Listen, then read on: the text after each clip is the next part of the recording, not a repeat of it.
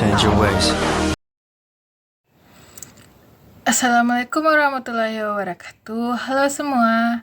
Pada video kali ini, saya akan mempresentasikan tentang perangkat keras dan lunak dan pertimbangan dalam sistem otomasi perpustakaan. Mata kuliah otomasi perpustakaan. Baiklah, langsung saja pada pembahasan yang pertama.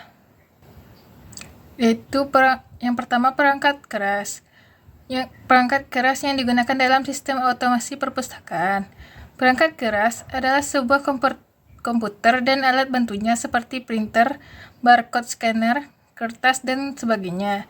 Sebuah komputer sudah cukup digunakan dalam memulai proses otomasi pada kalangan instansi perpustakaan kecil.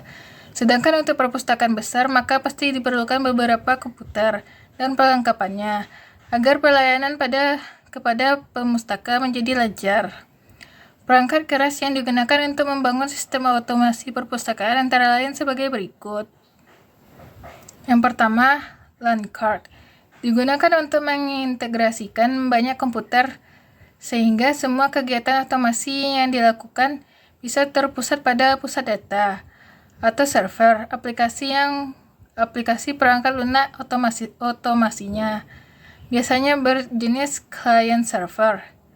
Yang kedua, sistem security gateway. Digunakan untuk melakukan sensor terhadap buku yang keluar dan masuk perpustakaan. Sensor akan berbunyi jika buku yang dibawa pengguna tidak melewati proses sirkulasi dengan benar. Yang kedua, perangkat lunak otomasi perpustakaan. Perangkat lunak merupakan suatu hal yang mutlak keberadaannya karena digunakan sebagai alat pembantu mengefisienkan dan mengefektifkan proses perpustakaan. Pemilihan software ini bisa dibangun atau dibuat sendiri menggunakan open source atau software gratisan atau membeli secara komersial. Perangkat lunak yang digunakan untuk membangun sistem otomasi perpustakaan di antara lain adalah sebagai berikut. Yang pertama, CDS atau ISIS dari UNESCO yang dapat diperoleh secara gratis melalui internet. Yang kedua, WinISIS atau CDS atau ISIS yang berjalan pada sistem operasi Windows. Yang ketiga, SLIMS atau Senayan Library Management System adalah sistem otomasi perpustakaan sumber terbuka atau open source berbasis web yang pertama kali dikembangkan dan digunakan oleh perpustakaan Kemendikbud. Namun, apapun jenis software yang dipilih, hendaknya memperhatikan beberapa hal di antaranya sebagai berikut.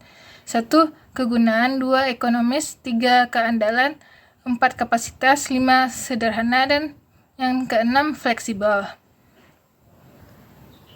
Yang ketiga, apa saja pertimbangan dalam memilih dan menerapkan sistem otomasi perpustakaan?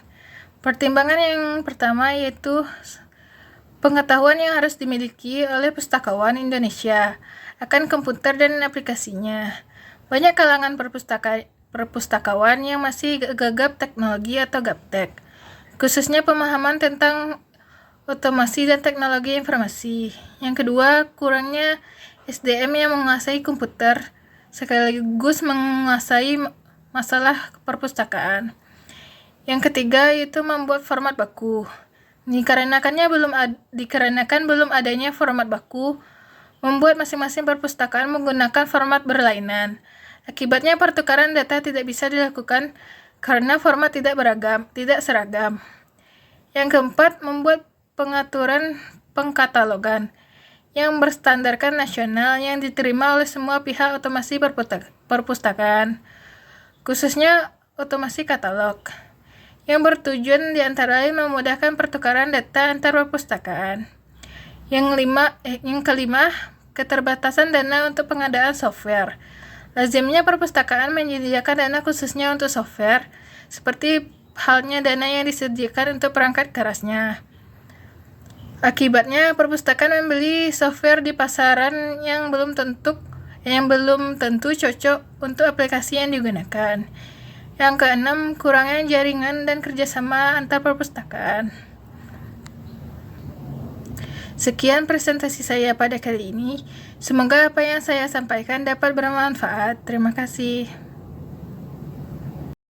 Don't stop the music, 왜 멈춰 있어 춤추듯 돌아가 Life is a party, so 딱히 말 안 해도 take